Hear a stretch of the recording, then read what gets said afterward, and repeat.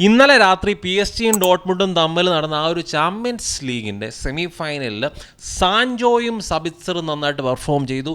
അവരുടെ പെർഫോമൻസ് അവർ നന്നായിട്ട് പെർഫോം ചെയ്തപ്പം മുതൽ കുറച്ച് യുണൈറ്റഡിൻ്റെ ഫാൻസിന് കുരു പൊട്ടി തുടങ്ങിയിട്ടുണ്ട്.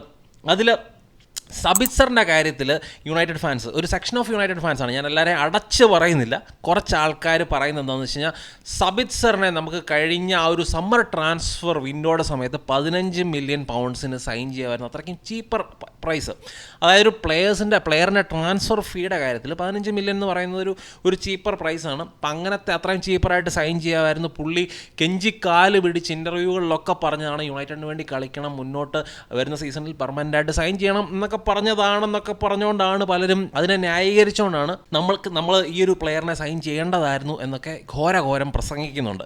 അപ്പം ഈ ഒരു പ്ലെയർ സബിത്സർ നമുക്ക് വേണ്ടി, നമ്മുടെ യുണൈറ്റഡിന് വേണ്ടി കളിച്ച പ്ലെയറാണ്. അപ്പം യുണൈറ്റഡിൽ ശരിക്കും ഈ ഒരു പ്ലെയറിന് പ്രൂവ് ചെയ്യാനുള്ള അവസരങ്ങൾ കിട്ടിയിട്ടുണ്ട്. പക്ഷേ ഈ ഒരു പ്ലെയർ നമ്മളെ കൺവിൻസ് ചെയ്യുന്ന രീതിയിൽ ഇവിടെ വന്നിട്ട് കളിച്ചിട്ടുണ്ടെന്ന് നിങ്ങൾക്ക് ആർക്കെങ്കിലും തോന്നുന്നുണ്ടോ? എനിക്ക് പേഴ്സണലി എനിക്ക് തോന്നിയിട്ടില്ല. ആ ഒരു പ്ലെയർ നമ്മളെ കൺവിൻസ് ചെയ്ത് ഇവിടെ ഒരു പെർമനൻ്റ് ഡീല് പുള്ളിക്ക് കൊടുക്കേണ്ടതായിരുന്നു എന്ന് സ്റ്റിൽ ഞാൻ ഒരിക്കലും കരുതുന്നില്ല. എത്ര ഈ ഒരു ഡോട്ട്മുണ്ടിൽ പോയിട്ട് പുള്ളി എത്ര പെർഫോം ചെയ്താലും എനിക്കതിൽ യാതൊരു റിഗ്രറ്റും ഇല്ല. പിന്നെ നമ്മുടെ elephant in the room Jadon സാൻജോയുടെ ഇന്നലത്തെ പെർഫോമൻസ് ശരിക്കും പറഞ്ഞു കഴിഞ്ഞാൽ ന്യൂനോ മെൻഡിസിനെ ഇന്നലെ വലിച്ച് കീറി ഒട്ടിച്ചു ജേഡൻ സാൻജോ. അത് ടേക്ക് ഓൺസിൻ്റെ കാര്യമൊക്കെ നമ്മളൊന്നും യുണൈറ്റഡിൽ കണ്ടിട്ടില്ല. അങ്ങനെ ജേഡൻ സാൻജോ ടേക്ക് ഓൺസ് നടത്തുന്നതും അല്ലെങ്കിൽ ഓരോ പ്രാവശ്യവും ബോൾ ലൂസ് ചെയ്യുമ്പോൾ പുള്ളി ബാക്കിലേക്ക് ട്രാക്ക് ബാക്ക് ചെയ്ത് ബോൾ വിൻ ചെയ്യുന്നതൊന്നും യുണൈറ്റഡിൽ നമ്മൾ കണ്ടിട്ടില്ല.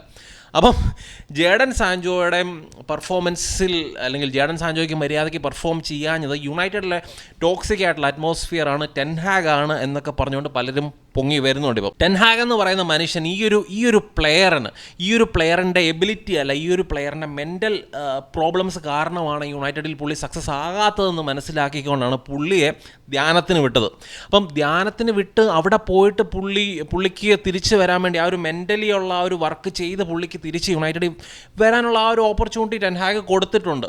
അപ്പം ഇവിടെ തിരിച്ച് അങ്ങനെ വന്നിട്ടും പുള്ളിയുടെ ആ ഒരു ആറ്റിറ്റ്യൂഡ് ഇഷ്യൂസ് കാരണം പുള്ളി ടീമിലേക്ക് വരാൻ പറ്റുന്നില്ല. അന്നേരപ്പോഴാണ് ആ ഒരു പ്രസ് കോൺഫറൻസിൽ ടെൻഹാഗ് പറയുന്നത് ട്രെയിനിങ്ങിൽ പ്രോപ്പറായിട്ട് ട്രെയിൻ ചെയ്യാത്തതുകൊണ്ടാണ്, നമ്മുടെ ആ ഒരു സ്റ്റാൻഡേർഡ്സിനെ മീറ്റ് ചെയ്യുന്ന രീതിയിൽ ട്രെയിൻ ചെയ്യുന്നില്ല, അതുകൊണ്ടാണ് ജേഡൻ സാൻജോയെ ടീമിൽ സെലക്ട് ചെയ്യാത്തെന്ന് ടെൻഹാഗ് ഒരു സൈഡിൽ പറയുന്നു.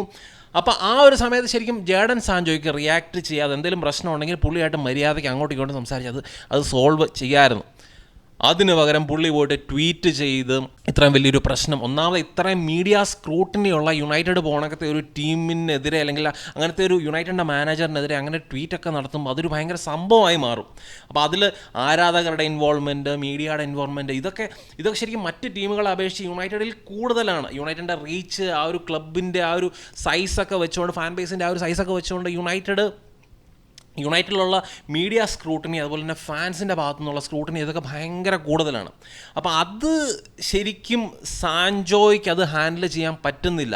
അപ്പോൾ അതിലാണ് സാൻജോ പെട്ടുപോയത്. അപ്പോൾ ഇതേ മെൻറ്റാലിറ്റി ഇഷ്യൂസ്, അതുപോലെ തന്നെ ട്രെയിനിങ്ങിലുള്ള പുള്ളിയുടെ ആറ്റിറ്റ്യൂഡ്, ഇതിനെയൊക്കെ ശരിക്കും മാൻ സിറ്റിയിലായിരുന്നപ്പോഴും അതുപോലെ തന്നെ ഇംഗ്ലണ്ടിൻ്റെ നാഷണൽ ടീമിൻ്റെ ക്യാമ്പിലൊക്കെ ക്വസ്റ്റ്യൻ ചെയ്തിട്ടുണ്ട് ഈ ഒരു സാൻജോയുടെ കാര്യത്തിൽ. അപ്പോൾ അത് മാത്രമല്ല, ഡോട്ട്മുണ്ടിൽ ചെന്ന സമയത്തും അവരും ഈ ഡോട്ട്മുണ്ടിൻ്റെ കോച്ചാണെങ്കിലും അത്ര പോസിറ്റീവായിട്ടൊന്നുമല്ല സാൻജോയെക്കുറിച്ച് സംസാരിച്ചുകൊണ്ടിരുന്നത്.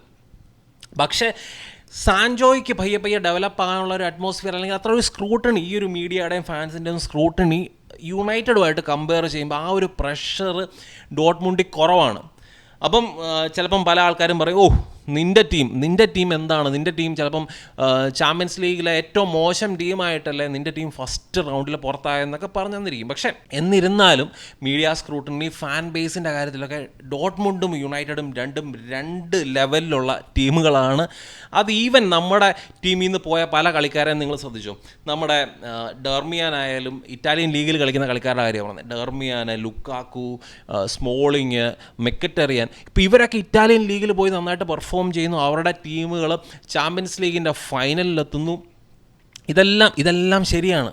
പക്ഷേ ഇവർക്കൊന്നും ഇല്ലാത്ത ആ ഒരു മീഡിയ സ്ക്രൂട്ടിനിറ്റി അല്ലെങ്കിൽ ഒരു എക്സ്പെക്റ്റേഷൻ ലെവൽ യുണൈറ്റഡ് ഭയങ്കര കൂടുതലാണ്. അത് യുണൈറ്റഡ് മോശം ടീമാണ്, യുണൈറ്റഡിൻ്റെ അറ്റ്മോസ്ഫിയർ അങ്ങനെയാണ് ഇങ്ങനെയാണ് ഇതൊക്കെ ഉണ്ടെന്ന് പറഞ്ഞാലും യുണൈറ്റഡിലെ എക്സ്പെക്റ്റേഷൻ അവരുടെ ഒരു ഹിസ്റ്ററി വെച്ചിട്ട് യുണൈറ്റഡിലെ എക്സ്പെക്റ്റേഷൻ എന്ന് പറയുന്നത് ഡോട്ട്മുണ്ടിനൊന്നും മാച്ച് ചെയ്യാൻ പറ്റുന്ന എക്സ്പെക്റ്റേഷൻ അല്ല, ഡോട്ട്മുണ്ടിനോ ഇൻ്ററിനോ ഒന്നും മാച്ച് ചെയ്യാൻ പറ്റുന്ന എക്സ്പെക്റ്റേഷൻ അല്ല.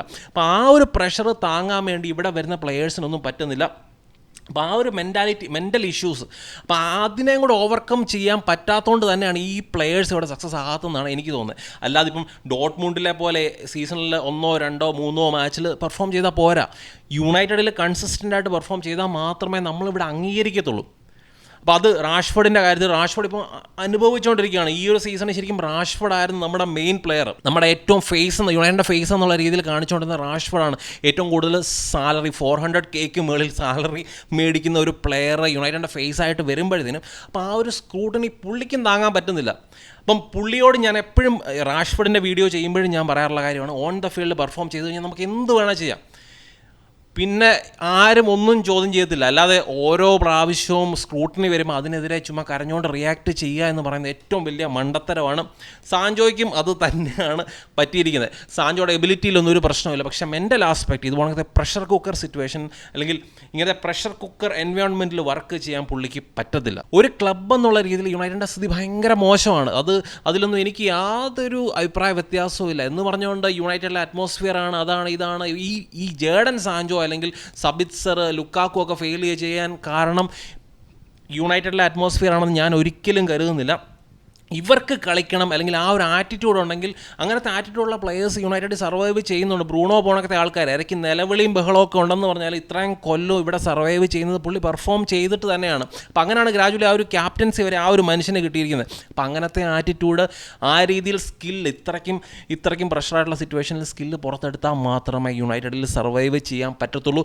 അതുകൊണ്ട് തന്നെ ഇങ്ങനത്തെ ടീമുകൾ ഡോട്ട്മുണ്ടിലൊക്കെ പോയിട്ട് പെർഫോം ചെയ്യുന്ന ആ ഒരു പെർഫോമൻസ് വെച്ചിട്ട് ഞാനൊരു പ്ലെയറിനെ യുണൈറ്റഡിൽ സക്സസ് ആകും എന്ന് ഒരിക്കലും റേറ്റ് ചെയ്തില്ല. യുണൈറ്റഡ് ആരാധകർ ഏറ്റവും മോശം സമയത്തൂടാണ് കടന്നു പോകുന്നത് എന്ന് എനിക്ക് നന്നായിട്ടറിയാം. ആസ് എ യുണൈറ്റഡ് ഫാൻ എനിക്ക് നന്നായിട്ടറിയാം.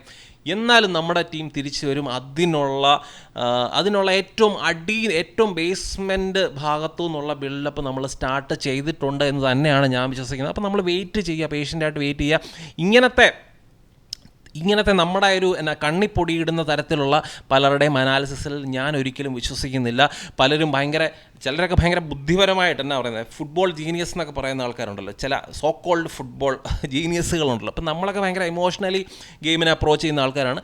ഈ ഫുട്ബോൾ ജീനിയസുകളൊക്കെ കഴിഞ്ഞ ദിവസം ഈ ഒരു സാൻജോയുടെ കാര്യത്തിൽ തന്നെ പറയുന്നുണ്ട്, ഹാഫ് സ്പേസസിൽ സാൻജോയെ മര്യാദയ്ക്ക് ഓപ്പറേറ്റ് ചെയ്യിപ്പിക്കാഞ്ഞിട്ടാണ് പുള്ളിയുടെ കൂട്ടത്തിൽ ഹാഫ് സ്പേസസിൽ അങ്ങനെ ആ ഒരു ചുറ്റിനും റണ്ണേഴ്സിനെയൊക്കെ മേക്ക് ചെയ്ത് ആ ഒരു പൊസിഷൻ ഹോൾഡ് ചെയ്യുന്ന ടൈപ്പ് ഓഫ് ഫുട്ബോളാണെങ്കിൽ പുള്ളി സർവൈവ് ചെയ്യും എന്നൊക്കെ പറയുന്നുണ്ട്. പുള്ളിയെ വിങ്ങിൽ, ലെഫ്റ്റിൽ, റൈറ്റിൽ, ത്രൂ ദ മിഡിൽ, നമ്പർ 10 ആയിട്ടൊക്കെ ആ ഒരു ക്രൂഷ്യൽ സ്പേസസിൽ പുള്ളിക്ക് ഹോൾഡ് അല്ലെങ്കിൽ ആ ഒരു പ്രഷർ സിറ്റുവേഷനിൽ ബോൾ ഹോൾഡ് ചെയ്യാനോ അല്ലെങ്കിൽ ചുറ്റിനും റണ്ണേഴ്സിനെയൊക്കെ കിട്ടുന്ന തരത്തിലുള്ള സിറ്റുവേഷനിലൊക്കെ നമ്മൾ കളിപ്പിച്ചിട്ടുണ്ട്.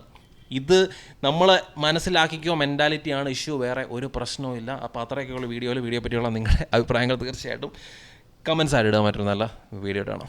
Glory and night.